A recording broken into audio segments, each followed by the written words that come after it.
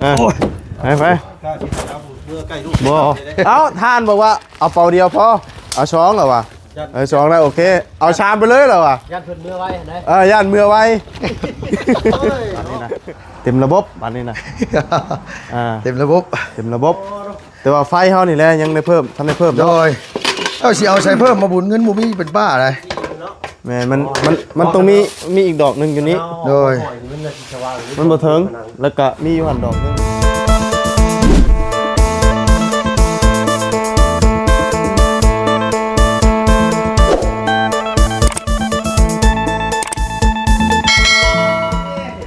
เอาพี่น้องเลยเนาะมาหอดมาถึงเลยเด้อบาทที่นี่เนาะอึ๊บฮัลโหลเนาะเอาทานเนาะแล้วก็เข้าพี่น้องเอ้ยทั้งอันนี้ในเมนของเมียลุงเคิมเพิ่นว่าให้บ่ต้องมาหรอกเราว่ะอยู่เป็นปีก็อยู่รถเราว่ะต้องมาเราว่ะก็เลยอยากเอาอันว่าสอบนึงเนาะ2สอบก็ยังบ่พออยู่ให้3สอบวะกล้าแต่เราบ่ให้เราเมื่อใกล้บ่กล้าไปโอ้สบายดีแปลว่าบ่ให้เราเมื่อใกล้บ้านเลยเนาะอ๋อเนาะเอาพี่น้องไงถือว่ามา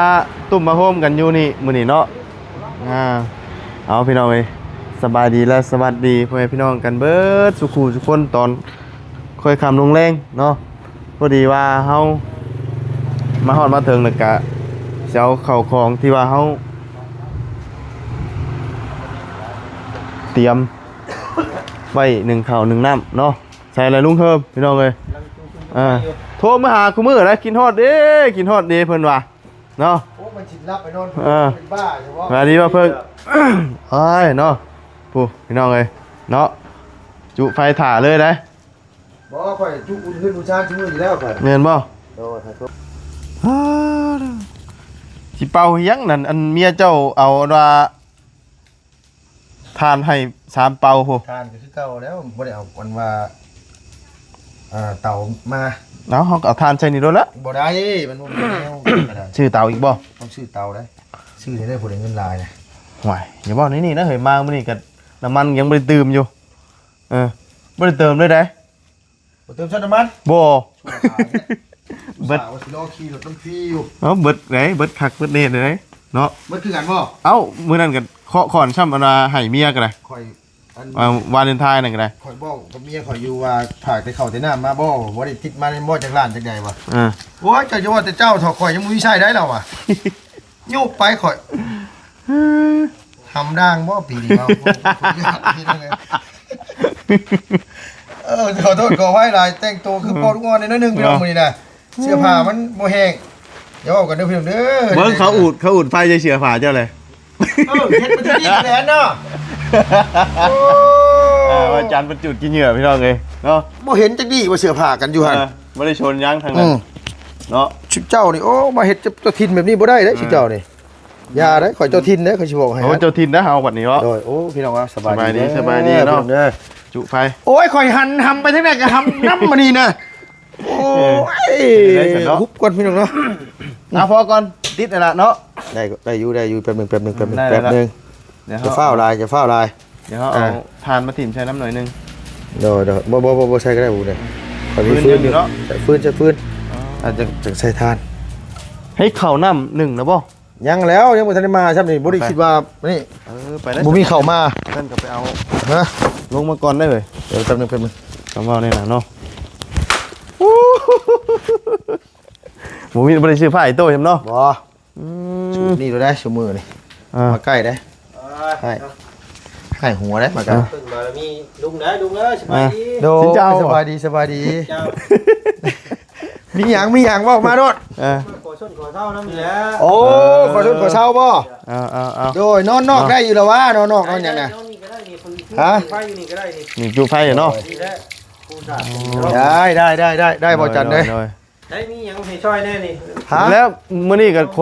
คนอุปกรณ์มาให้เราเมียเราไล่มาอีกแหละรอบ2มันเราว่าบ่ต้องมือใกล้เลยวางไว้ชีวิตรอบ3เนาะแต่ว่าอันรอบ3นี่สิคนกลับขึ้นวานอกเหรอเราย่านกลับเราบ่ให้กลับเราว่า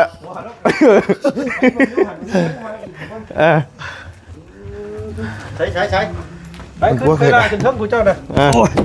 ไป กล้าสิเอาเมื่อใกล้ลูก บ่เอาทานบอกว่าเอาเป่าเดียวพอเอาช้องเหรอวะช้องได้โอเคเอาชามไปเลยเหรอวะ ยัดเพิ่นเมื่อไว้ได้ ย่านเมื่อไว้ เฮ้ยเนาะ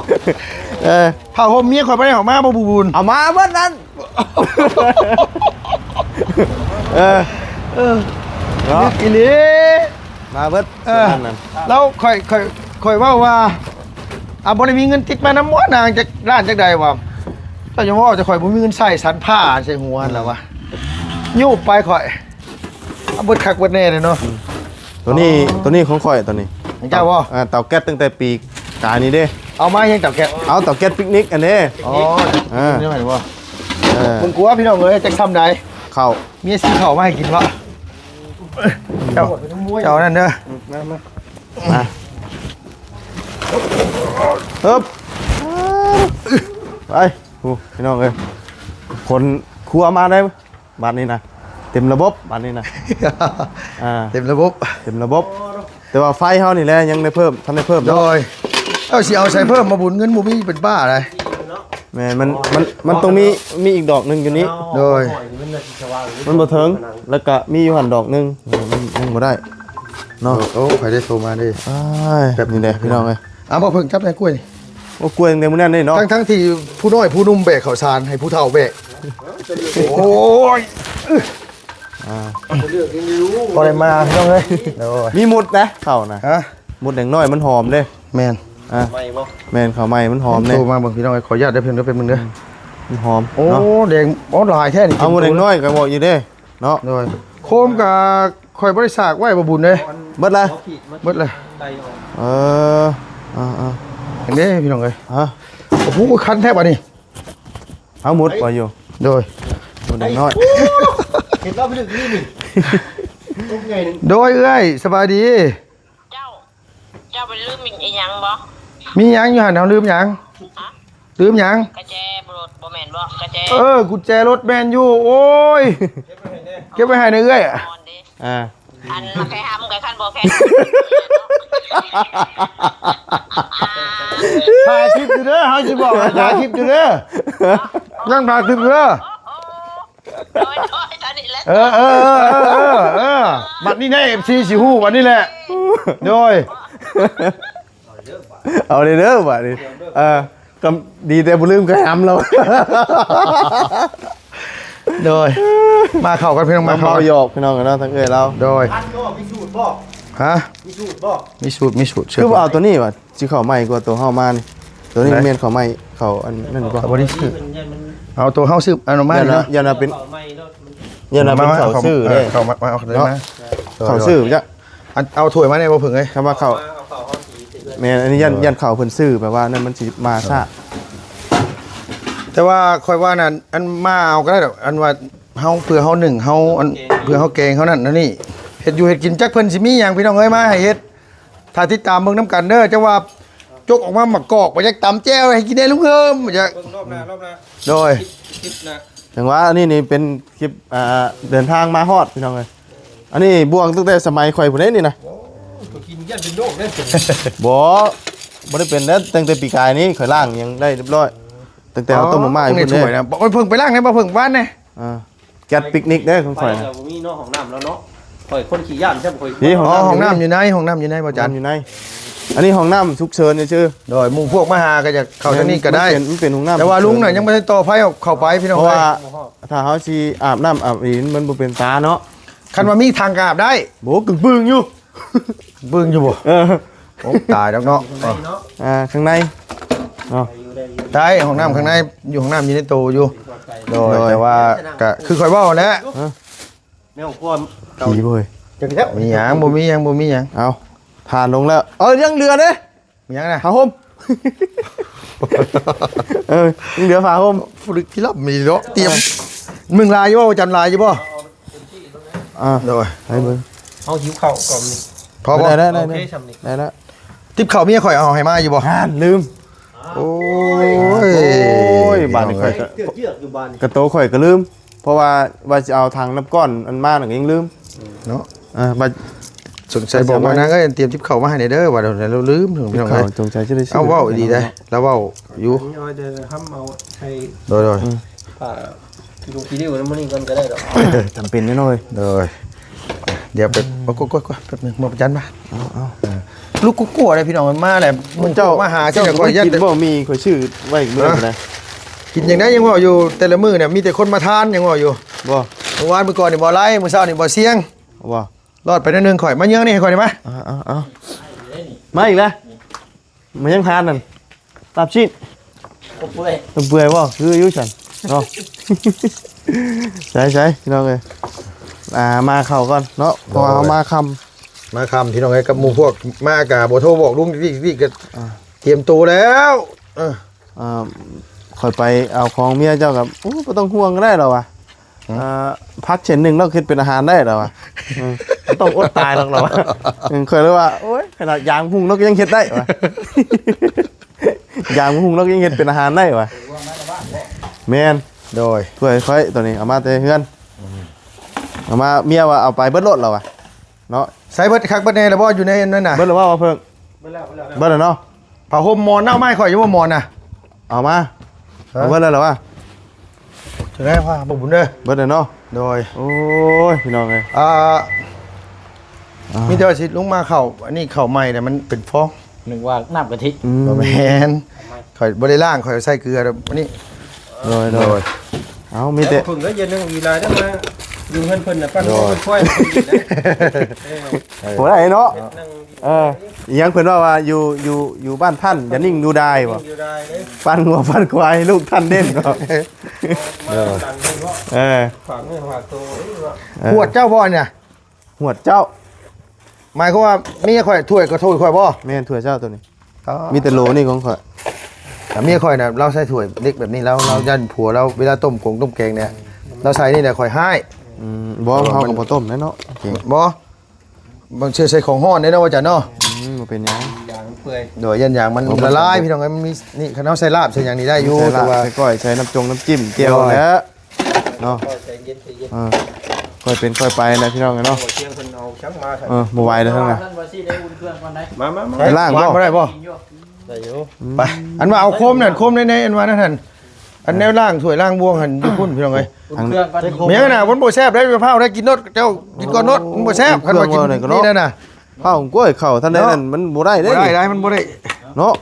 เว้าแกนี่ก็กินนี่อิ่มเลยกับไผก็บ่กินแล้วข่อยเฮ็ดกับข้าวฮะ ใช้โคมไฟจะลูกกันได้ไหม ในห้องนอนข่อยเด้ เป็นเวฟเอามาขอย่างเขาเพิ่นเลยครับ มาเนาะ โดย มาเดี๋ยวพวกคุณกระสิบตั้งมุมกล้องไว้นี่ก่อนต้องให้เห็นน้ำกัดเนาะ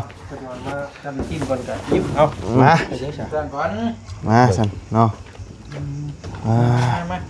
ใช้บ่บุญนะ ฮะ ใช้ไก่แท้นะ เอาได้อยู่ ใช้บ่พึ่งอย่าพาหวังเด้อ อ่ะสบายดีเด้อพี่น้องเลยสบายดีบัดสุกุสุคนเนาะเฮ้ย คุณเต็มอยู่เนี่ย โดย เอากระโตกบริล่างเนาะ เฮ้ยแม่ล่ะ ตกใหม่วะเมียเคยว่าเจ้าไห้อยู่ว่าอันนี้หม้อตั้งแต่ต้มมีอยู่ในห้องยังใช้ไม่ได้นี่นะฝามันหลดลูกบอให้เล่นหลดบอให้เลยนี่แก๊สปิกนิกอันว่าอันใส่กระป๋องนั้นสำหรับแบบว่าขี้ข้านเนาะอยู่ตอนคืน อันนั้นของเมียข่อยบ่เจ้านี่นะ ไอ้ นี่ แมนเบิ่งรู้มีอย่างเนี้ยเรา มันเสียมาขักมาแนนเมียข่อยได้ เราว่าก็ให้แบบเป็นปีได้นะปีนี่ทั้งปีไม่ต้องลงเนาะ เอาจนหมอมาเข้ามาหน้ามา แมนมาถามว่าเอามาให้ตัวนี้หมอมาเขาแล้วว่าคิดว่าหมอหุ้มเข่าคือหมอมีอันนั้นนั่นเหรอแมน โดย การผัวก็คือ ยันแต่ผัวอดผัวอยาก แต่ว่าเขาได้ตัวนี้มามันก็สิประหยัดลงหลายเติบ หลาย หลายเติบคือเขาเฮ็ดอยู่เฮ็ดกินเองนี่มันสิประหยัดหลายเติบ เสียงเลย แม่งกินโจ๊กแม่งกินโจ๊ก โจ๊ะ โจ๊กบอก แมน โดย บอกเสียงมันเสียงกันยิงก่อยมวย เก็บไว้ตัวนี้เนาะ โดยมาเก็บไว้นะ อันนี้หวดหนึ่งข้าวดูว่ามุ้ยเนาะบ้านเขาเอิ้นมุ้ยเนาะ มวย มวยบ่มุ้ย ลองดูแม่นดีบ่ตัวนี้บ่ แหนนี่แหละ ก็ คอยมอบให้เจ้าประจำกายเจ้าวันนี้นะ โอ้มาอยู่น้ำข่อยก็สิบอกหันกฎระเบียบข่อยลายเด้อ อันนี้ กดได้ กดยังเคยนะ โอ้โธ่สังโง่เถอะ มียังไงกดยังอีกบาท เอาว้าวมาจิบเจิงกว่ากดยังไง เอากฎ ว่า ระเบียบอยู่นี่แล้ว 15ข้อบ่ เอา มานั่งกินข้าวนี่รถ เฮ้ยรับได้ไฟน่ะตาย มันเมนของข่อยอีบ่โคมตัวนั้นนะ บ่แม่นของเจ้าบ่จักอันมาเอาอันอยู่ในห้องนี่เจ้าเอาตัวอยู่ลุ่มบ่บ่แม่นตัวหลังตู้นั่น หลังตู้ของเจ้า ของข่อยน่ะไปเอาไหมบ่บุญ มันบ่ยืมบ่ตัวนั้น แม่นมันเสียเลย เบิ่งลงมาเอาโคมก่อน เด้บวง เนาะ ได้นั่นบ่เสียง เยืองไฟก่อนเนาะใส่ละนี่ใส่โอ้ บ่จันกล้วยได้ ผักได้กล้วยนะแซ่บได้นี่ แซ่บได้หอมนะเอาลองมา นี่โอ้ยอันนี้กับบริษัทคือกันได้นี่ บริษัทยังว่ามันเบ็ดมันอันนี้ข่อยยังว่าอยู่ ต้องบริษัทเลยพี่น้อง คือว่าหลายคนก็ดีหลายทีชวนใกล้เนาะคนนั้นคนนี้เอานั่นนี่มาคือเจอหน่อยหลายทีคือแบบ โดย เบิด ถ้วยบวงอย่างนี้บ่ต้องซื้อมาแล้วพี่น้องครบแล้วบาทนี่ ครบแล้วเนาะ โดย ได้แล้วตู้เอา ฮะ เอา ใช้ตู้เย็นน่ะค่อยอันว่าเอาถูพื้นในตู้เย็นนะ ใช้น้ำยาถูพื้น เหมือนเผิงล่างจานพี่น้องเลยเนาะเหมือนล่างเผิง ได้ยินว่าบ่บุญ ฮะ ตู้เย็นเจ้าค่อยเอาถูพื้นในมื้อเช้านี่ มารอกเลยหมูมีนะเฮ้ยคอยกับคำว่ามีตู้ซื้อเงินซื้อใหม่ก็อยากได้หน่วยใหญ่แล้วเอาตัวนั้นมาเด้ตัวในเงินน้อยๆนึง อ้าวหมอกันมีแต่ว่าบัดนี้ก็คันได้มา2ใบนี้ตัวนี้สิไปคืนเอื้อยแล้วพี่น้องเอ้ยไว้แล้วต้มเพี้ยต้มหยังเพราะให้ขายซุมเฮากินนี่แหละ เนี่ยเนาะ คันว่ามาอยู่พี่กับญาติผู้ใหญ่สุดก็คือเอื้อยอารมณ์ดีพี่น้องเอ้ยว่าง่ายๆซะเนาะว่าจันเนาะที่เราหักแพงทีมงานแบบเราหมอข้าวหมอแกง โดย แม่น เพื่อแพร่ อันนี้เราก็เอาไม่กินฟรีได้ เนี่ย โดยแล้วฮู้ว่าทีมงานสิมาหลายคนนี่เราเขาว่านางว่าอยู่กับเราเมื่อกี้นี่โดด โดย นี่ มาฉันลุงมานั่งว่ากันกูว่าอันยัง15ขอชกขอว่าของใจได้ก่อน อ๋อ เออ เดินสิมาไปสู่ฟัง ว่าวนี่ เจ้าสิง่ายออกบ่ ง่ายออกได้ข่อย เจ้าสิไปอยู่ใช้ข่อยถามตัว อ นี้ ยู่ใช้ก็ยากแล้วเรื่องข่อยง่ายเลย เออ เดี๋ยวเราเคยชิมมาแท้เนาะ แม่นเนาะจันเนาะ พังกดต้องการกว่าก่อนสิเทนกันได้ เออเนาะมาอยู่กับข่อยเนาะหนึ่งเนาะคนที่หนึ่งนี่ลำดับแรกเลยนี่คือความสะอาด เรือนชาเนี่ยอยู่อาทิศหนึ่งเขาต้องถูห้องน้ำห้องในนี่โมเมนต์ว่าเห็นมันเปื้อนก็เห็นรับหูรับตาเข้าบ่ได้ต้องซื้อ อันเป็ด มา มา ล้างมาหยังมาล้างนะว่าจันเนาะเขานี่ต้องอาศัยตัวเองนะเพราะว่าลูกเมียเขาบ่ได้อยู่แล้ว ลอยกันเองไหน ข้อ3เวลากินข้าวกินน้ำเนาะคันว่าเป็นไปได้ก็ล้างเลย มันจังมันบ่ต้องแช่ไว้นะพี่น้องว่าคันแช่ไว้แหละแบบมันอยากลืมเห็นนะมันลืมแหละแบบคนอื่นแบบสิกินแบบบ่มีถ้วยมีจานใส่แบบต้องไปล้างนะพี่น้อง ล้าง มัน นี้มันบอกไป มัน ล้างรถเลย เดี๋ยวมันสิแม่นอยู่ดอกหมู่พวกกันฮักแพงกันเดียวว่ามันหลายเทื่อหลายที่ไปแล้วมันสิ ช่างกั มัน นอยาก เนาะ สิเว้ากันนะพี่น้องเอ้ยมันเพื่อความอย่าให้มันถึกมันต้องกัน อันนี้แบบว่าเฮาก็ต้องเอาใจใส่คันอยู่นำคน2คนนี่ก็คือปัดเปลี่ยนกันแล้วเรื่องหนึงเข้าหนึงน้ำน่ะบ่ต้องย่านก็ได้ลุงนึงลูกมาหนึ่งก็ได้เรื่องเข้าหนึงน้ำก็3ข้อได้เนาะ ว่ามันจะเลยแหละ บ่4เลยเนาะหนึ่งมาเลยก็เรื่องเวลาการอยู่การนอนเฮานี่แหละก็แต่ละคนมันก็นอนบ่คือกันแม่นบ่ล่ะบางเทื่อก็คนหนึ่งนอนแต่เว้นคนหนึ่งนอนช้าคันว่าผู้ใดอยากเล่นโทรศัพท์เล่นหยังก็ค่อยเบิ่งนะคุณแบบว่า คอยเปิดเนาะ ค่อยเปิดเอาบ่แม่นว่าคือว่าจันทร์สมมุติว่าจันทร์แล้วนอนอยู่บัดตัวเองอ้วบอยู่ก็บ่ได้มันรบกวนกัน อยู่ใน มันแม่นมันจังมัน ไม่ค่อย ฮะอันนั้นจะว่าค่อยฮู้อยู่ว่าเจ้านอนไว้ หักก็มักเสียงคน โดย เราค่อยนอนฝน กับบ่มีหยังหลายพี่น้องเรื่องการอยู่กันอย่างเฮานี่ก็คือเฮาอยากให้มันเป็นระเบียบเรียบร้อยนั่นแหละคือว่าพี่น้องเห็นเฮาทายเฮาหยังไปเลยโอ้ยเฮือนมึงนี่มีแต่คนรอๆพ่อว่ะเบิ่งเฮือนโดดดำปื้อๆอยู่หาดมันก็บ่คักเจ้าที่เจ้าทางเพิ่นเบิ่งนี่ก็คือกันได้กันเฮือนชาติศาสตร์ซ่านโอ้ยน้อลูกหลานมาอยู่เพิ่นฮักษาคือผู้ช่างนี่วิวโวก็ขึ้นได้บ่ผู้เอ้ยจักไม่โมเมนต์ตัวนี้ก็ได้เว้าชื่อดอก โคตรเราจะขึ้นเนาะช่วงนี้เนาะ โอ้ เหนื่อยวะ เมื่อวานนี่เนี่ยมันมีแนวเฮ็ดตื่นมากอะบ่แม่นว่ามีแนวเฮ็ดกะย้อนว่าเฮาอยากสะอาดเฮ็ดเนาะตะกี้มันพื้นมันหกแล้วเนาะหมู่เนาะข่อยก็กวดหยังกระทายพี่น้องเบิ่งก็บ่ได้คิดว่าแบบสิเพิ่นสิเบิ่งปานนั้นนะก็เบิ่งให้ก็โอ้ขอบคุณกับคุณหลายๆเด้อเพียงเด้อที่ให้เบิ่งให้ทีมงานบ่สุคนคันว่าบ่มี FC คันบ่มีพี่น้องที่เบิ่งที่ชมให้นี่เชื่อรถพี่น้องว่าทีมงานเฮานี่อยู่บ่ได้ไปบ่รอดแน่ๆขนาดว่าวิวตกซ้ำไรซ้ำนึงนี่ก็ยังแค่ว่าจนว่าเงินติดกระเป๋านี่บ่มีชนลักล้านซ้ำว่าที่ซ้ำว่าขอโทษนำน้องอาจารย์เนาะ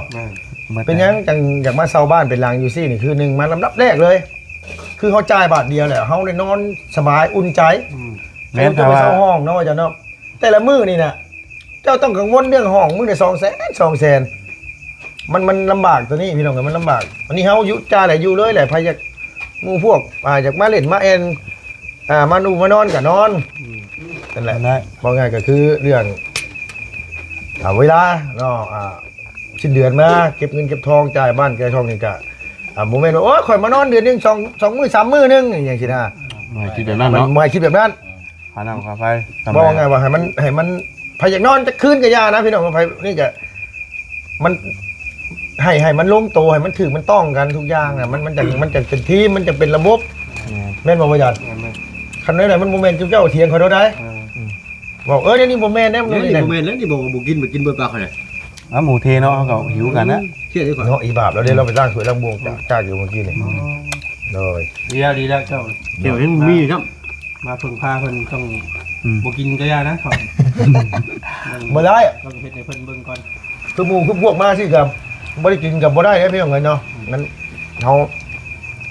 อยู่ร่วมกันฮักแพงกันอยู่เป็นก้อนเป็นกลุ่มสิกะม่วนมา พูดมันจะอยู่คนเดียวก็แปลกเองเนาะ โดยคันข่อยอยู่ผู้เดียวก็มันก็วางเวงอะนะว่าจันว่าง่าย มันเป็นตาอยู่เลย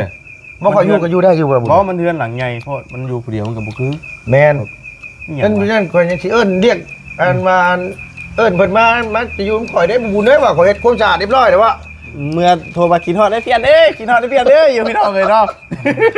เอ้าเนาะมันสินนับเมื่อคืนนี่พี่น้องนอนผู้เดียว ไวแล้วมาไม่ได้เหรอเนาะ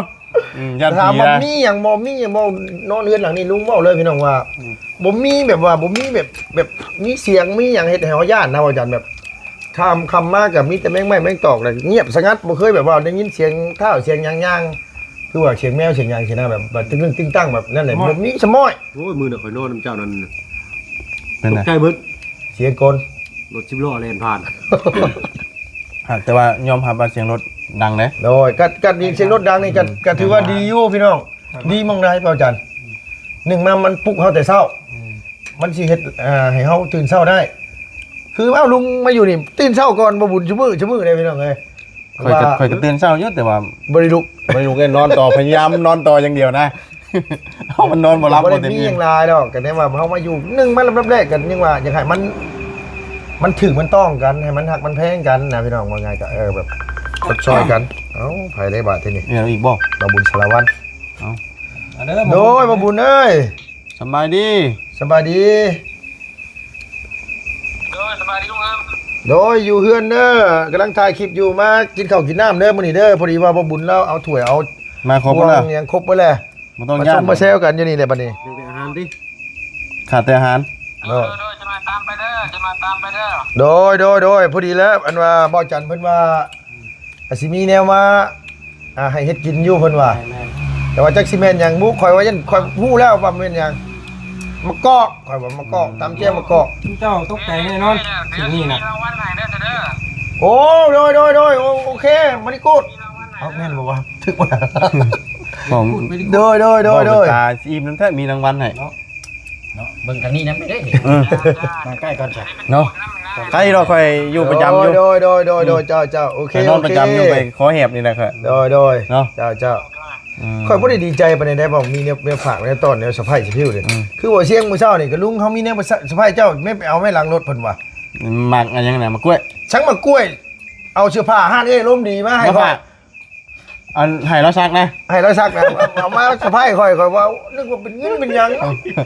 มันหมู่สะพายน้องกันหยังน้องแต่งจริงแต่ง มี น้องแต่งจริงน้องเลี้ยงน้องหยังน่ะเฮ็ด นั่นน่ะคือมีแต่เงินว่ะ บัดสะไพเฮาโดดโอ้ยฉกใน บ่แรกกัน เสื้อผ้าแล้วเต็มตะกร้า โดย อ๋อเอาซะเนาะพอดีคนเข่าคนของมาลงเบิดเรียบร้อยพี่น้องกันเนาะก็ถือว่าเครื่องครัวนี่เต็มระบบแล้ววันนี้เนาะ โอ้ย ยังขาดแต่ว่าตู้เย็นนั่นแหละเนาะ เอาก็มีเด้ๆน่ะ อัน ถูพื้นก็อยู่หั่น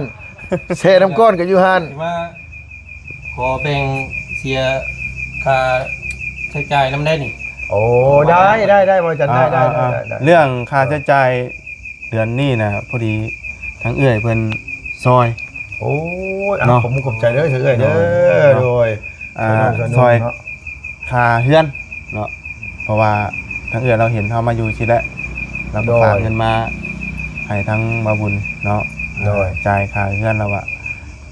จ่ายให้น้องแล้วก็อยู่นำกันเบิดทุกคู่ทุกคนนี่แหละ ไป เนาะ มีหมองอยู่หมองนอนกับมา แม่น ดู ไป พัก มา มาเช้าเนาะ พักมาเช้าได้ เตรียมมาแล้วมื้อนี้ โดย เนาะ ครบระบบข่อย พักแรกพี่น้องเลยว่าจันมาอยู่หลายคู่หลายคนมันก็อยู่กันชมแซวกันม่วน มีแต่ว่าบุญก็สิเอาเงินที่ว่าเฮาจ่ายไปมื้อนั้นแหละ โดยอัน คื ที่ เจ้า เขาที่เขาออกกันเมื่อนั้นคนละล้านน่ะบ่ แม่นมันนี่ข่อยก็มาคืนเจ้าล้านหนึงเนาะ โดย ก็เพราะว่าทั้งเอื้อยเพิ่นจ่ายให้เฮาได้เด้ โอ้ยขอบใจหลายๆเด้อเด้อ เอาดีว่าเจ้าสิบ่เอา เอาแล้วเนาะขึ้นก่อนยังมือกันใช่อยู่ เนาะ โดยเจ้าขอบใจหลายๆเด้อ เนาะ เด้อโดย อันนี้คือ คืนเงินคอย เงินเนาะเพราะว่าเอื้อยเพิ่นจ่ายค่าเฮือนให้เฮาเด้ โดย เฮาจ่ายมื้อวันที่11เนาะ แม่น จ่ายเรียบร้อยพี่น้อง เรี เอ้ ย ย บร้อยแล้วคนละล้านกับบุญได้พี่น้องเลยก็ แต่ว่าของมาบุญก็ใช้ไปแล้ว โดย เนาะเอื้อย ค เพิ่ น น ข้างๆนี่เจ้าจะได้นะเดี๋ยวจะเคลียร์กันนะโดย ข่อยก็ข้างนี้ก็คือกัน ค่ายอ่ะ เอาขาปัดกวดได้ยังอยู่ มันยังยวนกันอยู่เลย ให้น้องเพิ่นนั่นว่าปัดกวดซื้อเครื่องนี่น่ะลุงเป็นคนซื้อออกก่อนพี่น้องเอ้ยแล้วก็เพิ่นซื้อกันว่าทางน้ำกับกุญแจล็อกเฮือนสองอย่างเพิ่นออกนะมันข่อยว่าเดี๋ยวข่อยยังสิคิดเจ้าได้บุญด้วยว่าฉันบ่ได้ที่เขาอยู่เบิดสิเป็นล้านได้ว่าให้น้องหัวน้องหยังมาซอยแล้วซื้อกับข้าวกับน้ำอีหยังทุกอย่างอ่ะพี่น้องเอ้ยเรียกเพิ่นต่างๆน้องเพิ่นมาซอยน้ำแน่ แม่น เวลาเพิ่นก็ยอมรับน้องหัวก็ดีอีหลีพี่น้องเนาะดีครับน้องเพิ่น ซอยเวียดซอยงานกันขึ้นมาอยู่พี่ที่แต่บ่เอิ้นใส่เอิ้นถาม น้อย โดยแต่สิ่งสำคัญก็โอ้ยเอาจังได๋ก็ ขอบคุณขอบใจทางเอื้อยสิงห์เนาะ โดย ที่ได้ฝากเงินมาเสียค่าเฮือนให้ โด เนาะ ย ในเดือนนี้ก็ขอให้เอื้อยอยู่ดีมีแห้งสุขกายสบายใจเด้อเนาะเพราะว่าเอื้อยเสียธุรกิจการงานอะไรก็ขอให้ราบรื่นรุ่งเรืองเจริญก้าวหน้าในหน้าที่การงานสิ่งสำคัญก็คือขอให้เดินทางไปใส่มาใส่ก็ให้ตลอดปลอดภัยอยู่เย็นเป็นสุขความรวยกับครัวเด้อเอื้อยเด้อเนาะจ้า โดย ถูกเนาะดีใจหลายถือว่ารอดตายเฮาเดือน รอ นี้ ดตายแล้ว อ่า คือหมู่คือพวกมาโดยก็ ครับ บ่เป็นหยังว่าจะได้บ่จังนี่ก็มีแต่ว่าเอ้ยแล้วออกแล้วก็มาอยู่นํกัน แม่นก็เอื้อยเราบอกว่าอายุมกันในเบททุกคนเนาะ โดย คือมีแต่ค่าน้ำค่าไฟตอนนั้น แม่นคันนำกับไฟเฮาออกเอง ออกเอง แต่ซอยกันแชร์กัน ภายในเดือนนี้ได้ 50,000โดย เนาะ คันเดือนหน้าคันว่ามันบ่มีผู้สดผู้ซอยก็เฮาก็เก็บกันพี่น้องเอ้ยอยู่หลายคนมันก็แบ่งเบาภาระเฮาลงได้หลายมันก็สิถึกลงแน่เนาะว่าจันเนาะ น้อย โดยก็คือ ได้หลาย นี่แหละโดย หลายเขาเทียบเขาไปเช่าห้องนี่โอ้ขึ้นละ200,000 โดย หาคืนกันล้านหนึง เป็นล้านหนึงบัดนี้นี่ ขึ้นล้านนึง เฮามานี่ครับขั้นต่ำมันต้อง เช้า เกือบ10อันเฉพาะรอบหนึงอะนะ แม่น เกือบ10มื้อ เกือบ10มื้อ เอ้าบางเทื่อก็7 โดย 8มื้อ โดย 8มื้อนี่มันล้านเท่าไหร่ล้านหกบ่ ล้านหก ล้านหกฮะ อ่า 8มื้อก็ มา ล้าน ที่นี่มา2เทื่อเดือนหนึง3เทื่อซ้ำ แม่น3เทื่อ อยู่เฮือน ว่าไง ประมณ ว่าไง อาทิตย์ซ้ำ เมื่อบ้านแต่ละรอ อาทิ บ ตย์ อ่ะ3มื้อ แม่น 3คืนเนาะ โดย3คืนนี่ถือว่าหลายแล้ว แม่นลักๆเข้ามาพี่เลยนะพี่น้อง โด เนาะ ยแต่มันประหยัดค่าใช้จ่ายลงพี่น้องเอ้ยเพราะว่าคือลุงว่าแหละการเงินการคำมันก็มีบ่หลายร้อยดอกงอปั้นลงเงิน YouTube ก็ค่าโฆษณาก็ได้บ่หลายบ่แม่นว่าอันนี้ดอกคือตะกี้เนี่ยก็อยากหาอยู่แบบนี้อยู่แต่ว่ามันบ่มีมันบ่มีพี่น้อง อันนี้ก็มันหากะว่างเลยนี่ โดยเพราะว่าคนเก็บกู้ระเบิดเพิ่นหาแต่ออกอะไร แม่ เงี้ย นรถตู้ระเบิดรถลุด แม่นรถลุด เนาะรถฟอร์ คั ด นมาซ่าแล้วนึงนี่บ่ได้เพราะว่าเพิ่นได้เพิ่นมาเซาอย่างได้ฮะ อืม รถลุดแต่ละมื้อเนี่ยเพิ่นปลุกข่อยแต่เช้าบู๊บู๊ลองรถเพิ่นจักลองไปชักชั่วมื้อก่อนว่า เพิ่นอุ่นเครื่องมันเด้ โดย ดีได้ไปนั่นได้ โดย เข้าได้เรียกลาย โดยตื่นแต่เช้าก็ได้แต่สองมื้อมาเมื่อกี้นี่ก็ตื่นสวยแน่พี่น้องไอ้ลุงกะก็บ่แม่นว่าตื่นสวยตื่นเช้าแต่เก็บปวดทุกอย่างแล้วก็เพื่อออกไปเวียกก็สวย อ่า อ่า กันว่านี่เฮาใครแน่เฮาเสร็จเฮาถูไว้เบิดแล้วก็สบายแน่พี่น้องเอ้ย โดย เรื่อง เอาซะเนาะเดี๋ยวมันสิยืดสิยาวพี่น้องเอ้ยเนาะเดี๋ยวจังไดหาเฮ็ดอยู่เฮ็ดกินก่อนเนาะ โดย จังไดก็ล่ำลาแล้วพี่น้องเอ้ยเนาะพบเจอกันใหม่ขอบ จะไปก่อนก็ คุณ ฝึกงานแก้วเด้อ ให้พี่น้องใน FC ที่เข้ามาติดตามนะครับชมคอยให้กำลังใจโดยตลอดมาเนาะไปเด้อพี่น้องสบายดีเด้อไปๆเนาะโดยบ่เพิ่งไปกดให้หน่อยกว่าเนาะเอ้ย เป้า มา เพิ่งเอาอันว่าโคมเจ้าอันว่าขึ้นไปสร้างให้ในเป้าอัน